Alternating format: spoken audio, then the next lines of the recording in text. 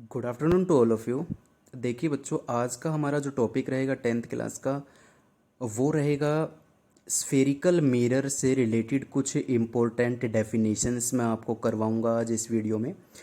Previous lecture में जितनी भी बातें हमने पढ़ी हैं, हमने पढ़ा कि रिफ्लेक्शन क्या होता है, हमने लॉज ऑफ रिफ्लेक्शन पढ़ा।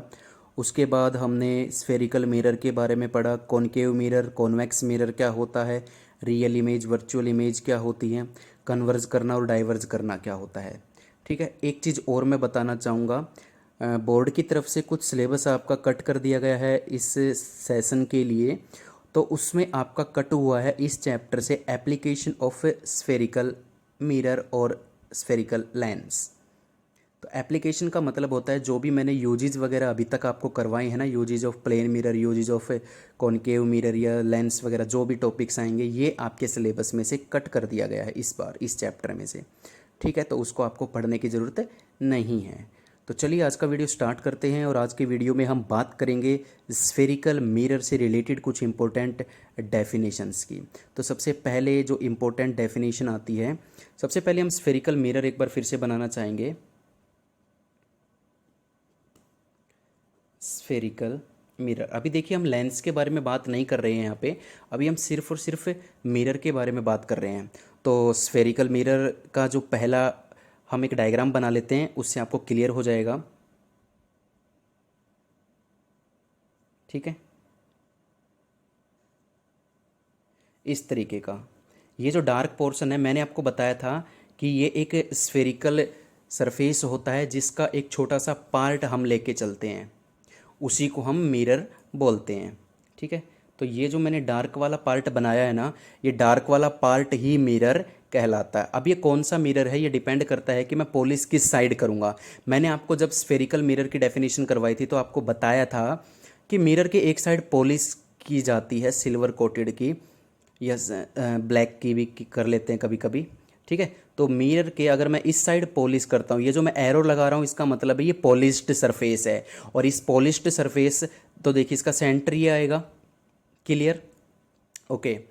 और इसके सेंटर को सी बोला जाता है। चलिए उसके बारे में हम बाद में बात करते हैं। सबसे पहले मैं आपको फिर से रिवाइज करवा देना चाहता हूँ कि ये किस तरीके का मैंने मिरर बनाया है। देखिए यहाँ पे polish area, polish surface centre से बाहर की तरफ है। तो जिस मिरर में पॉलिश एरिया सेंटर से बाहर की तरफ होता है वो कॉनकेव मिरर कहलाता है। क्लियर है। अगर मैं इसके अपोजिट में इस तरीके का कोई एक मिरर बनाता हूँ, लाइक दिस, और इसकी पॉलिश अंदर की साइड कर देता हूँ टुवर्ड सेंटर, ठीक है, तो ये कॉन्वेक्स मिरर कहलाता है। ठीक है, इतनी बातें मैं आपको करवा चुका था। ठीक है, तो इसमें जो फर्स्ट डेफिनेशन आती है आपकी, that is the centre of curvature, that is the centre of curvature. तो सेंटर ऑफ कर्वेचर में हम क्या पढ़ेंगे, देखिए सेंटर ऑफ कर्वेचर को सी से तो रिप्रेजेंट किया जाता है, कैपिटल सी से रिप्रेजेंट किया जाता है। और इसकी डेफिनेशन क्या होती है कि it is the centre of the sphere of which the mirror surface is a part। ठीक है, तो देखिए एक बार ध्यान से इसको, it is the centre of sphere, ये सेंटर होता है उस स्फेयर का जिसका मिरर एक पार्ट होता है। क्लियर है ना, इस पूरे स्फेयर का ही तो ये पार्ट, जो छोटा सा पार्ट मैंने डार्क से रिप्रेजेंट किया है, यही तो मिरर कहला रहा है। और इसी स्फेयर का जो सेंटर होता है वो सेंटर क्या कहलाता है, centre of curvature. Clear. Next आता है पोल। ये बहुत ही इंपॉर्टेंट डेफिनेशन है, ये पेपर में एग्जाम्स में बहुत बार पूछी जाती है, 1 या 2 मार्क्स में। तो देखिए पोल के बारे में हम क्या बताएंगे, the centre of spherical mirror, of spherical mirror is called pole. ठीक है, आप साथ साथ इसके नोट्स भी बना सकते हो इस तरीके से। ठीक है, जिसके पास अगर कोई मटेरियल नहीं हो। ठीक है, तो देखिए the centre of spherical mirror is a pole. तो ये देखिए यहाँ से लेके यहाँ तक या यहाँ से लेके यहाँ तक ये पूरा का पूरा क्या है, एक मिरर है, और मिरर का जो सेंटर होगा, इस मिरर का जो सेंटर होगा, इस स्फेयर का सेंटर तो सेंटर ऑफ कर्वेचर कहलाता है, बट इस मिरर का जो सेंटर मिड पॉइंट होगा, इसको मिड पॉइंट भी बोलते हैं, ठीक है, mid point of spherical mirror, तो ये कहलाएगा पोल, और इसको P से रिप्रेजेंट किया जाता है। क्लियर हो गई दोनों डेफिनेशन। तीसरी डेफिनेशन पे चलते हैं। चलिए थर्ड डेफिनेशन आती है इसकी रेडियस ऑफ कर्वेचर की। Radius of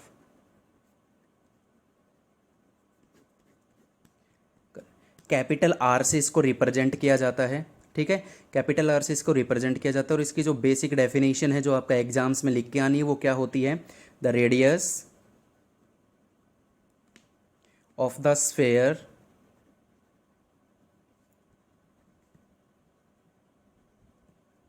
of which the mirror surface is a part is called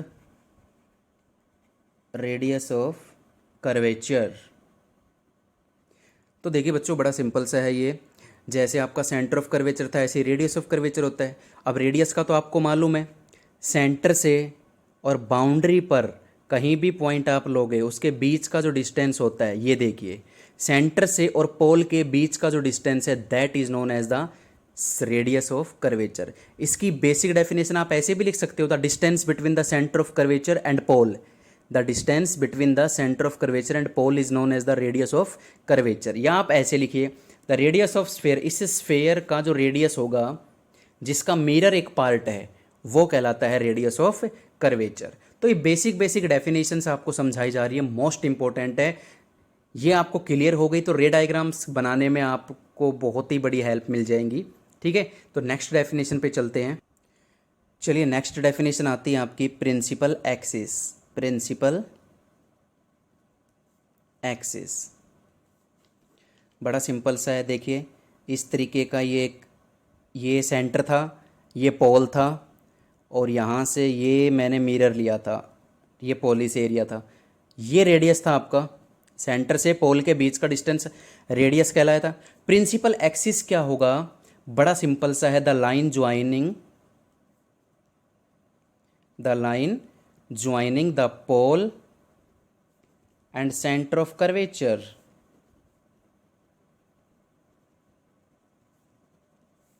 is called principal axis. यानी सेंटर और पोल को जो लाइन ज्वाइन करेगी like this, centre of pole में से जो लाइन पास आउट करेगी या जो लाइन सेंटर और पोल को ज्वाइन करेगी वो लाइन, वो एक्सिस क्या कहलाता है, प्रिंसिपल एक्सिस। क्लियर।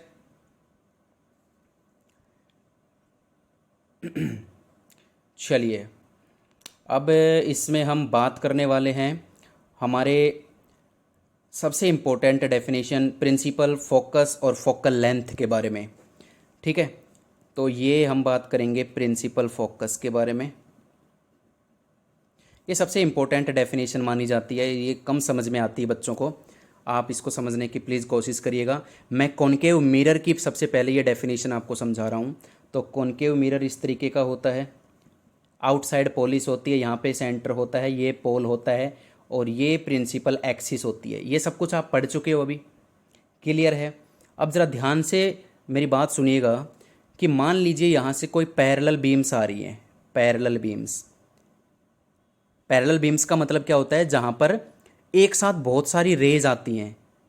एक सिंगल लाइट आ रही है वो तो एक रे कहलाएगी, लेकिन बहुत सारी रे बीम कहलाती है। तो बीम ऑफ लाइट यहाँ से आई, रिफ्लेक्शन सरफेस पर स्ट्राइक करी, स्ट्राइक करने के बाद अब देखिए ये वाली जो रे है ये यहाँ पे स्ट्राइक की है, स्ट्राइक करने के बाद आगे तो जा नहीं सकती क्योंकि पोलिस एरिया आ गया, तो पोलिस एरिया की साइड तो रे गुजर नहीं सकती, तो ये क्या करेगी, टकराने के बाद वापस आ जाएगी, टकराने के बाद ये वापस आ जाएगी। सेम हेयर नीचे वाली रे भी नीचे से जाके टकरा के ऊपर की साइड निकल जाएगी। तो जहाँ भी ये दोनों रेज, जहाँ भी ये बीम ऑफ लाइट डाइवर्ज करके या कन्वर्ज करके मीट करती है, कन्वर्ज करके मीट करती है, जहाँ भी इस प्रिंसिपल एक्सिस के ऊपर जिस भी पॉइंट पर ये दोनों रेज रिफ्लेक्शन होने के बाद मीट करेगी वो पॉइंट कहलाएगा प्रिंसिपल फोकस। तो चलिए इसकी डेफिनेशन मैं आपको लिखवा देता हूँ। A beam of light, a beam of light parallel to principal axis after reflection from a concave mirror converge to a point, कहाँ पर? on the principal axis। और इसी पॉइंट को क्या बोला जाता है? इसी पॉइंट को जहां पर ये रेज आकर मिलती है प्रिंसिपल एक्सिस के ऊपर, वो पॉइंट क्या कहलाएगा? Principal focus. This point is known as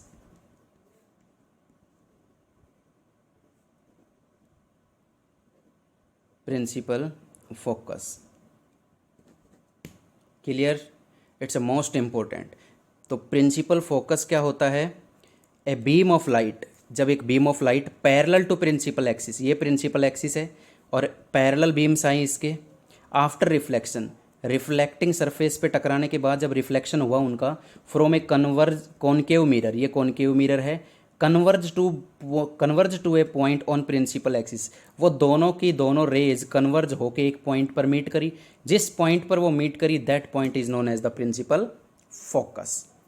clear हो गई? बहुत ईजी है, आई होप समझ में आई होगी आपके। क्लियर हो गया होगा। अब मैं कॉनकेव मिरर से ही रिलेटेड यानी फोकस और फोकल लेंथ से रिलेटेड कुछ पॉइंट आपको बताने जा रहा हूँ यहाँ पे। तो ध्यान से देखिएगा, मैं फोकल लेंथ की बात कर लेता हूँ पहले। देखिए अभी आपने ये पढ़ा, ये प्रिंसिपल एक्सिस, ये पोल, ये सेंटर और ये पैरेलल बीम्स आई थी, स्ट्राइक करने के बाद यहाँ पर मीट कर गई थी ये।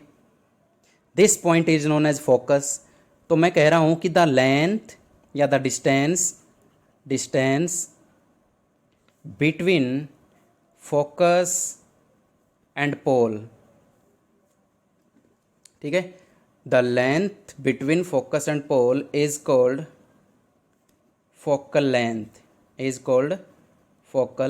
लेंथ, ठीक है। अब सबसे इंपॉर्टेंट पॉइंट ये है कि फोकल लेंथ जो होती है ना, focal length of concave mirror, याद रखना ये बात, न्यूमेरिकल्स में काम आएंगी।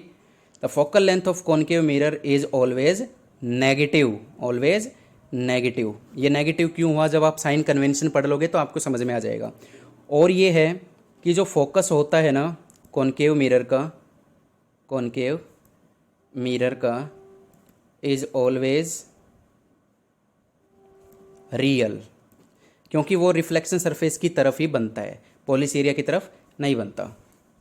और एक मैं और बात बताऊंगा कि जो कॉनकेव मिरर होता है, कॉनकेव मिरर, उसका एक दूसरा नाम से बोला जाता है, concave mirror is called converging